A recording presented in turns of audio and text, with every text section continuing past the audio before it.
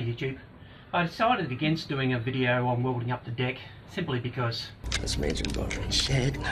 So instead I decided just to throw in a couple of quick photos. Okay, now you're up to date. It's time to weld on the engine plate stands, and that'll start by putting on the engine and working out where those pulleys need to be relative to this front pulley here. As far as I can tell, I appear to be visually pretty right. I think we're in the neighbourhood there. So now I'll just put some tacks on these front mounts and then I can pull the engine off.